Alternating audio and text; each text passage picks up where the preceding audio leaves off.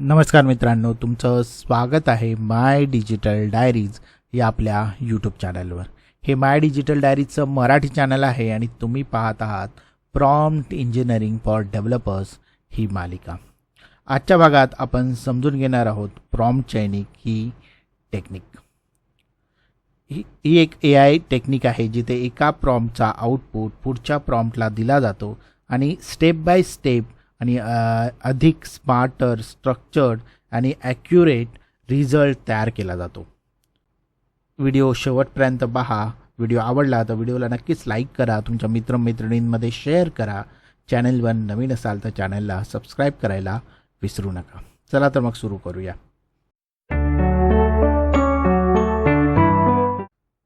कल्पना करा की तुम्ही AIला एकाच वेळी सगळं कामं एकाच प्रॉम्प्टमध्ये सांगत आहात. कोड जनरेट कर, डिबग कर, एक्सप्लेन कर आणि टेस्ट केसेससुद्धा लिही. ऐकायला स्मार्ट वाटतं नाही का? पण हे खरंच स्मार्ट आहे का? चला पाहूया. प्रॉम्प्ट चेनिंग म्हणजे काय?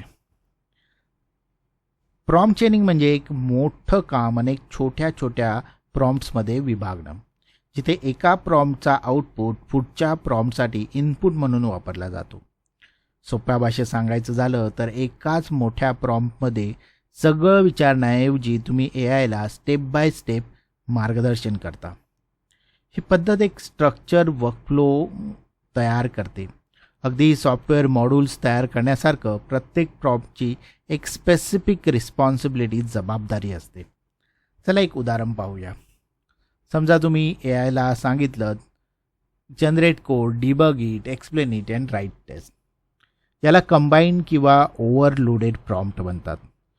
प्रॉम्प्ट खूप मोठे होतात तेव्हा AI कधीकधी काही गोष्टी मिस करू शकतो, जसे की महत्त्वाचे स्टेप्स तो मिस करू शकतो, मिक्स किंवा कन्फ्युजिंग रिस्पॉन्स देऊ शकतो किंवा आउटपुट क्वालिटी कमी करू शकतो. असं का होत असेल? कारण एका सिंगल इन्स्ट्रक्शनमध्ये अनेक टास्क एकाच वेळी AIचं अटेन्शन मिळवण्यासाठी कम्पीट करत असतात, स्पर्धा करत असतात. आता हा जो प्रॉब्लेम आहे तो आपण प्रॉम्प्ट चेनिंगने कसा सॉल्व्ह करू? चला पाहूया. आपण काय करूया, या प्रॉम्प्टचे छोट्या छोट्या प्रॉम्प्ट्समध्ये कन्वर्जन करूया. त्यालाच आपण प्रॉम्प्ट चेनिंग म्हणतो. तर स्टेप 1 काय आहे? तर आपण इथे फक्त कोड जनरेट करायला सांगतो. इथे AI फक्त सोल्युशन लिहिण्यावरच फोकस करेल, बाकी काही नाही. डिबगिंग नाही, एक्सप्लेनेशन नाही, टेस्टिंग नाही, फक्त क्लीन कोड जनरेशन. यामुळे AIचा फोकस इम्प्रूव्ह होतो आणि कोडिंग ॲक्युरेसी वाढते.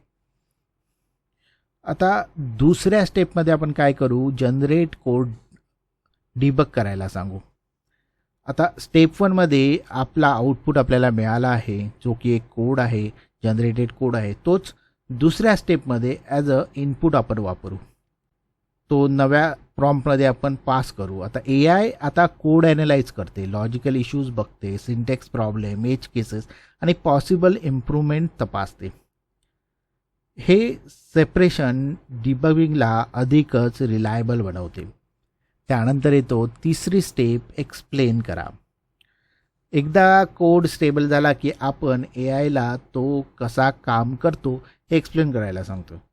हे विशेष उपयोगी येतं लर्निंगसाठी, डॉक्युमेंटेशनसाठी, नॉलेज शेअरिंगसाठी आणि ज्युनियर डेव्हलपर्सच्या ऑनबोर्डिंगसाठी. कारण एक्सप्लेनेशन हा कोड जनरेशनपासून वेगळा झालेला आहे, त्यामुळे रिस्पॉन्स अधिक क्लीन आणि समजायला सोपा येतो. आणि शेवटी आपण त्याला सांगतो राईट टेस्ट केसेस लिही. आता AI पूर्णपणे व्हॅलिडेशनवर फोकस करते. Unit tests, edge cases, expected outputs आणि फेलियर सिनारिओज. यामुळे एकाच सिंगल प्रॉम्प्टमध्ये सगळं कंबाईन करण्यापेक्षा हे खूप बेटर आहे आणि हायर क्वालिटी टेस्ट कव्हरेज तुम्हाला मिळवून देते. म्हणूनच प्रॉम्प्ट चेनिंगला मल्टी स्टेप वर्कफ्लो म्हटले जाते. प्रत्येक स्टेपचा एक स्पेसिफिक गोल असतो आणि प्रत्येक आउटपुटचा पुढच्या स्टेपला अधिक इम्प्रूव्ह करतो. याचे फायदे खूप मोठे आहेत. हायर ॲक्युरेसी, बेटर डिबेगिबिलिटी आणि क्लिअर लॉजिक सेपरेशन. आणि खरं सांगायचं तर प्रोफेशनल AI सिस्टम हेच ॲप्रोच वापरून बिहाइंड द सीन डिझाईन केले जाते. जर तुम्ही AI ॲप्लिकेशन्स, कोपायलट्स, कोडिंग असिस्टंट किंवा ऑटोमेशन वर्कफ्लोज बिल्ड करत असाल तर प्रॉम्प्ट चेनिंग हा मास्टर करण्यासारखा सर्वात महत्त्वाचा कॉन्सेप्टपैकी एक आहे. प्रॉम्प्ट चेनिंग तुम्हाला प्रेडिक्टेबल, स्केलेबल आणि मेंटेनेबल AI सिस्टीम तयार करायला मदत करते. चला आता एका सिंपल उदाहरणावरून बघूया की डेव्हलपर वर्कफ्लो कसा वापरला जातो प्रॉम्प्ट चेनिंगमध्ये. आपला गोल आहे C#मध्ये एक EMI कॅल्क्युलेटर बिल्ड करायचं आहे. आणि AIला एकाच वेळी सगळं काम सांगण्याऐवजी आपण त्याला मल्टिपल फोकस स्टेजेसमधून गाईड करूया. पहिली स्टेप असेल कोड जनरेशन. यावेळी आपण प्रॉम्प्ट असा लिहिला आहे की act as a senior C# developer, write a function to calculate EMI using loan amount, interest rate and tenure. या स्टेजमध्ये AI फक्त इनिशियल कोड जनरेट करण्यावर फोकस करते. No debugging, no explanation, no test, फक्त कोडिंग प्रॉब्लेम सॉल्व्ह करणे. यामुळेच focus improve होतो आणि आउटपुट अधिक क्लीन बनते.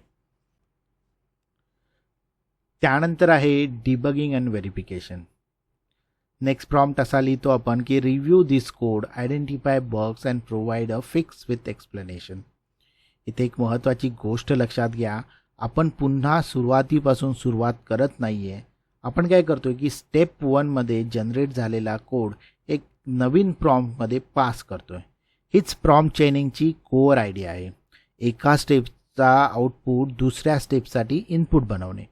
या स्टेजमध्ये AI काय करू शकते तर लॉजिकल इश्यूज डिटेक्ट करू शकते, एज केस हँडल करू शकते, कॅल्क्युलेशन इम्प्रूव्ह करू शकते आणि सिंटॅक्स किंवा परफॉर्मन्स प्रॉब्लेम फिक्स करू शकते. कारण डिबगिंग हे कोड जनरेशनपासून वेगळं झालं आहे, त्यामुळे क्वालिटी खूप रिलायबल होईल. त्यानंतर तिसरी स्टेप येते जेव्हा एकदा कोड स्टेबल झाला की ॲनालिसिस अँड डॉक्युमेंटेशन. इथे आपण प्रॉम्प्ट असा लिहितो की explain this code in simple English for a junior developer including summary and step by step explanation.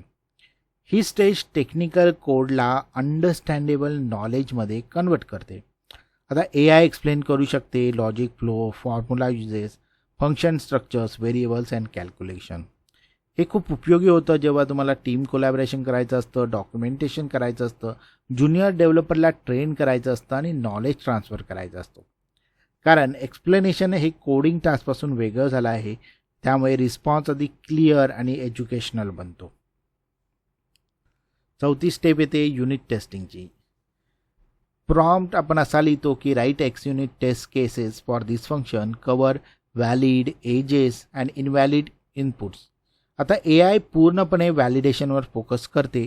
ते जनरेट करू शकते positive test cases, negative test cases, boundary conditions, error handling scenarios आणि expected output validation. एका overloaded प्रॉम्प्टमध्ये test case विचारण्यापेक्षा ही approach खूप stronger and testing strategy तयार करते. शेवटी आपण येतो ऑप्शनल स्टेजवरती. ऑफिस प्रॉम्प्ट असं आहे की optimize this code for readability and performance. इथे AI इम्प्रूव्ह करते code structure, naming convention, readability, performance आणि मेंटेनॅबिलिटी. ही स्टेज ऑप्शनल असली तरी प्रोडक्शन रेडी ॲप्लिकेशनसाठी खूप महत्त्वाचं असतं.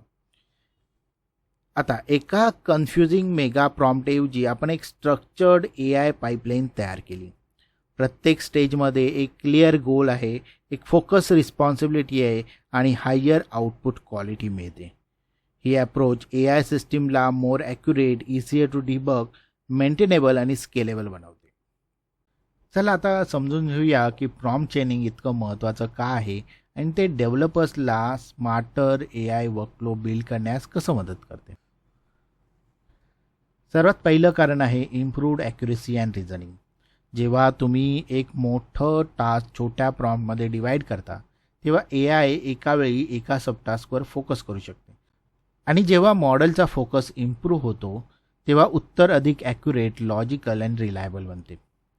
याकडे अशा प्रकारे बघू शकता की AIला सगळं एकाच वेळी करण्यास सांगण्याऐवजी तुम्ही त्याला स्टेप बाय स्टेप गाईड करता. यामुळे मॉडेलवरील लोड कमी होतो आणि मिस्टेक देखील कमी होतात. मग असा प्रश्न येतो की तुम्ही एका ओव्हरलोडेड प्रॉम्प्टवर विश्वास ठेवाल का की फोकस प्रॉम्प्टच्या क्लिअर सिक्वेन्सवर. एक्झॅक्टली फोकस प्रॉम्प्टवर, कारण चेनिंग तुम्हाला देतं better control and better reasoning. पुढचं कारण आहे हँडलिंग लॉंग फॉर्म कंटेंट. हे खूप उपयोगी ठरतं जेव्हा तुम्हाला AI कडून मोठे आउटपुट्स जनरेट करायचे असतात, जसं की documentation, blog post, reports, code explanation किंवा स्ट्रक्चर्ड टेक्निकल कंटेंट. कारण स्टँडर्ड प्रॉम्प्टला टोकन लिमिट असतात आणि मॉडेल खूप मोठे कंटेंट जनरेट करू शकत असले तरी जर सगळं एका रिस्पॉन्समध्ये फोर्स केलं तर क्वालिटी कमी होऊ शकते. मग प्रॉम्प्ट चेनिंगमध्ये तुम्ही पहिल्या स्टेपमध्ये स्ट्रक्चर तयार करू शकता आणि नंतर प्रत्येक सेक्शन वेगवेगळ्या स्टेप्समध्ये एक्सपांड करू शकता. म्हणजेच सगळं एकाच वेळी लिहा असं म्हणण्याऐवजी तुम्ही म्हणू शकता, पहिलं मला आउटलाईन दे, आता सेक्शन 1 एक्सपांड कर, मग सेक्शन 2 रिफाईन कर. यामुळे लॉंग फॉर्म कंटेंटची क्वालिटी खूप इम्प्रूव्ह होते. तिसरं कारण आहे इन्हान्स डिबगिंग अँड कंट्रोल. हे डेव्हलपरसाठी खूप महत्त्वाचं आहे. जर एक मोठा सिंगल प्रॉम्प्ट फेल झाला तर नेमकी समस्या कुठे आली आहे हे समजणं कठीण आहे. इन्स्ट्रक्शन अनक्लिअर होती, कॉन्टेक्स्ट मोठा होता की मॉडेलने टास्क चुकीचा समजला. पण चेनिंगमध्ये प्रत्येक स्टेप विजिबल असते.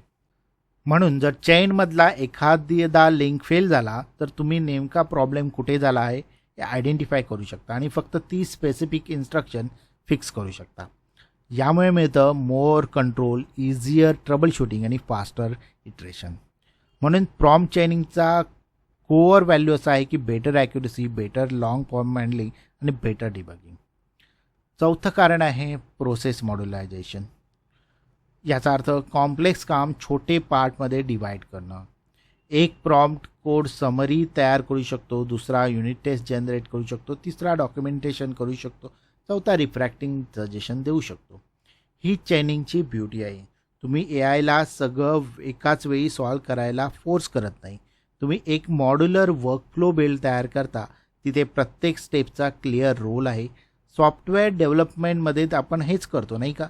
मॉड्युलर डिझाईन सिस्टीमला मॅनेज, टेस्ट आणि इम्प्रूव्ह करणं किती सोपं बनतं, तसंच प्रॉम्प्ट चेनिंगसुद्धा आहे.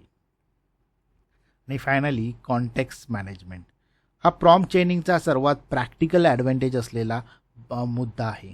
जेव्हा प्रॉम्प्ट खूप मोठा होतो तेव्हा AI इरिलेव्हंट डिटेल्समुळे डिस्ट्रॅक्ट होऊ शकते.